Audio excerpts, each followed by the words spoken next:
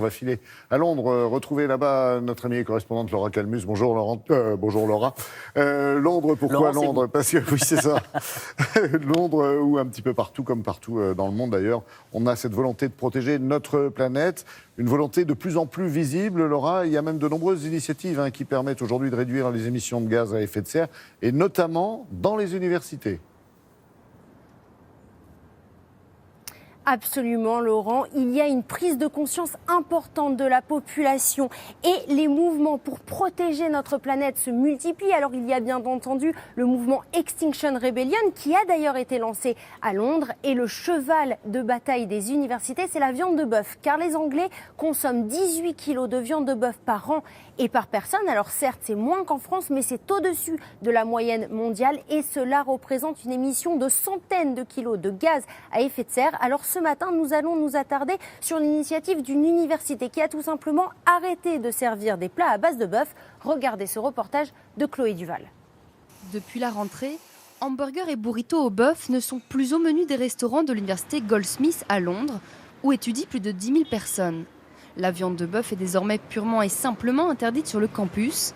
La raison invoquée, lutter contre le changement climatique. Je pense que c'est cool. C'est un pas en avant vers un monde plus durable. Une décision de l'université prise en accord avec l'association des étudiants qui prône un changement radical des mentalités. Les petites choses ne font pas de différence. Nous devons intervenir au cœur même de ces problèmes. J'espère que d'autres verront ce que nous faisons et feront de même. Goldsmiths n'est pas la première université britannique à prendre une telle mesure. Depuis 2016, bœuf et moutons ne sont plus servis à la prestigieuse université de Cambridge. Mais ces interdictions de viande sur les campus ne sont pas au goût de tout le monde. Je n'aime pas qu'on m'interdise purement et simplement ça, parce que la nourriture, c'est une partie importante de la culture ici.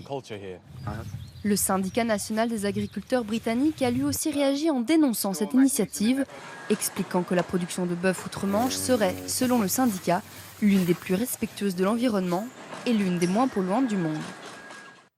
Ouais, si j'ai bien compris, Laura, les universités britanniques ne se contentent pas d'interdire la viande.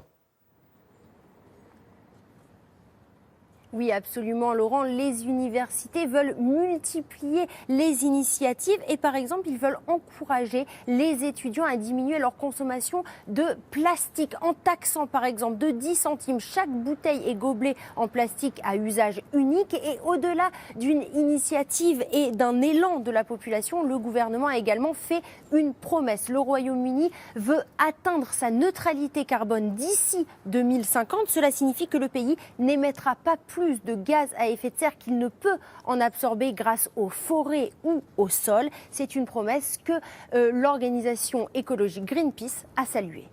Merci beaucoup Laura, et à très bientôt bien sûr. On vous souhaite une bonne journée et un bon week-end en Grande-Bretagne.